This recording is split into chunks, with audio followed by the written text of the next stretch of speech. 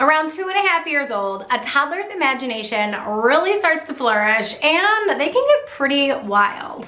Let's chat about bedtime fears and how we as parents can help our children overcome these fears at bedtime.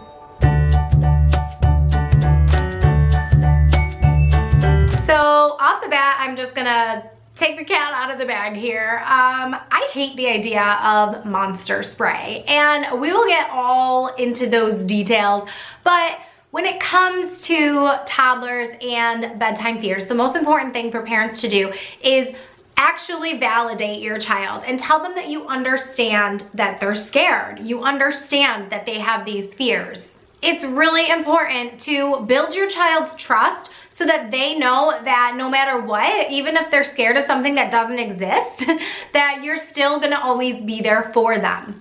Now, before I jump into dealing with toddlers' bedtime fears, I wanted to let you know that you can download my toddler sleep training guide in the description box down below. This guide is full of different strategies that you can use with your toddler to help them fall asleep easier at bedtime and stay asleep through the night. So go ahead and grab that if you are having those struggles, which I'm assuming you are because you landed on this video. So now let's jump into my top 7 tips to deal with toddlers' bedtime fears. Tip number 1, we already discussed: accept their fears. Acknowledge that you know that they're scared. So let's say Bobby is 3 years old and he is terrified at bedtime. He doesn't want to sleep in his room alone. He thinks there's monsters under his bed and in the closet. You can just tell Bobby, I understand that you feel like there's monsters in your bedroom. I understand that you're scared. And then we jump into tip number 2. So the next part of your conversation with Bobby is telling him, and I'm here to show you that none of that exists. Let's take a look around your room. So then you want to show your child under their bed, in the closet, wherever they have a fear of something existing, you need to show them that it doesn't. You can't just say, well, Bobby, it's time for bed. I tucked you in, go to sleep. Good night. That's not gonna work. Bobby's gonna get really upset, cry, scream, probably try and follow you out of the room and have a temper tantrum. So let's avoid that by taking an extra 1 to 2, maybe 3 minutes to kind of explore Bobby's room and show him, look, there's nothing under your bed. There's absolutely nothing under there. Do you need a flashlight? Do you want to look under there and make sure that there's really nothing under there? Because I promise you, I would never let anything be under your bed, okay? And then do the same thing in the closet, wherever your child is having these fears. Check their dresser drawers, whatever you need to do to validate to your child that there is nothing to be afraid of. But you understand that they're scared, right? Like, you have to have that combination of, I understand that you're scared and there's nothing in your room to scare you. Tip number 3 is to get as many details from your child as possible. So ask them questions. Where have you seen this before? Is it in your imagination? Have you seen something in your room? Do the shadows from your nightlight make different shapes on the wall that make your imagination tell you stories? Asking these types of questions is going to get the conversation going, and it's going to help you understand where your child is coming from and where they may be coming up with these imaginary figures that don't exist. Tip number 4 is to give your child options and reassurance. So at this age, you can use a dim nightlight. Of course, I'm going to tell you that you want to use a red light nightlight because that's not going to stimulate your child's brain while they're sleeping, and their brain is going to be able to restore and rejuvenate for the next day. One of the options that I love giving kids is a flashlight that has a red light bulb in it.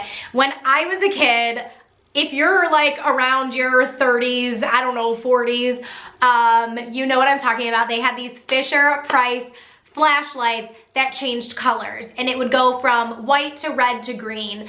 And if you have a flashlight like that, I don't even know if they make them anymore, but you could always get like a small red bulb and put it in a flashlight. But giving your child that option to have a flashlight with a red bulb is ideal because, again, it's not going to stimulate their brain while they're sleeping or trying to fall asleep.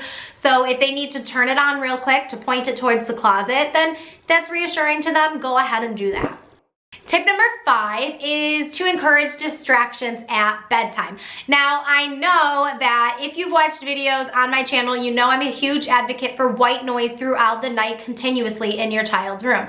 But I am going to encourage, for this age specifically, toddlers 2.5 and up, it's okay after you tuck them in, you're leaving their room, they're still awake, to have some sort of distraction. Now, this can come in the form of a tot clock that might be telling a bedtime story, singing some songs, and then transitioning into white noise, or using a Zenimal, which is my new favorite device for children at bedtime.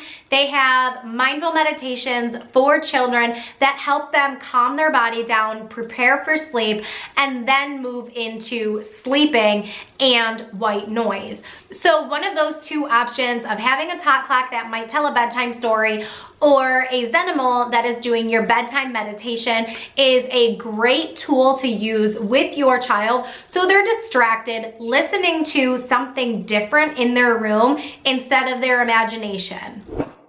Tip number 6 is to let your child know that you will be back. That even though it's bedtime, you're gonna go downstairs and do the dishes, and then in 20 minutes that you're gonna come back, check on them, and give them a kiss. If your child is reassured that even though you're leaving their room and they are left to fall asleep independently, then the fear of being alone is not going to be as great as they're going to be comfortable knowing that mom and dad will be back. Tip number 7 is to let your child know what you're going to be doing. So kind of relating to number 6, letting them know that you will be back, you should let them know what you're going to be doing. A lot of times I will tell my kids, mommy and daddy are gonna go spend time together before we go to bed because we need together time. Or I'll tell them I need to fold some laundry, or I need to do the dishes, or wash the kitchen floor.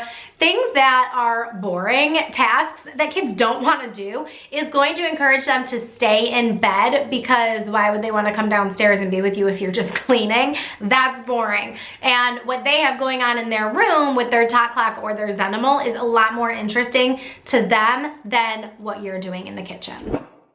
Now, I know in the beginning I talked about hating Monster Spray, and my reasoning behind that is because if you're giving your child Monster Spray, you're giving them the validation that monsters exist, that there might be monsters in their room, and that they're gonna have to spray them away.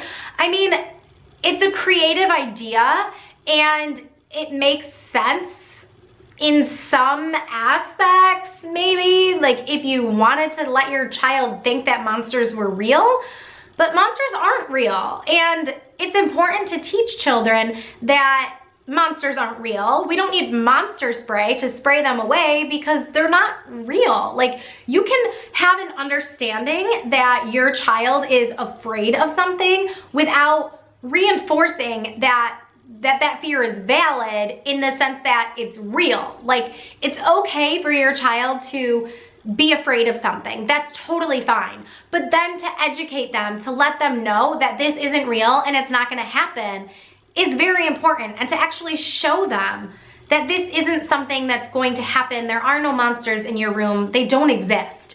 And if you watch the movie Monsters, Inc., and you can kind of explain to your child, do you see that these are just dressed up costume like monsters? Like, this isn't real. This is not real life.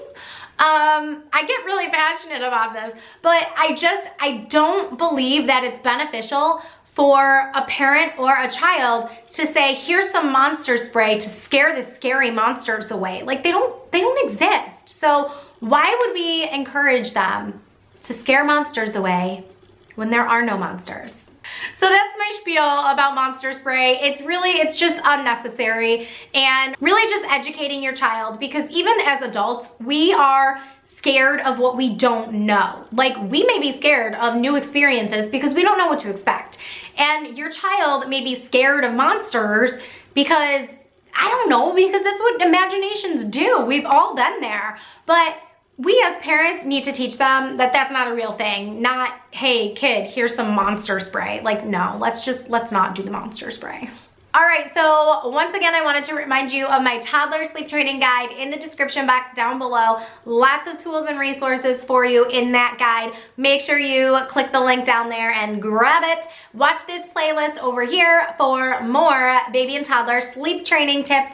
Click this button over here to subscribe to my channel so you don't miss a video. So much free tips and advice for parents on here, and keep blooming. Mwah.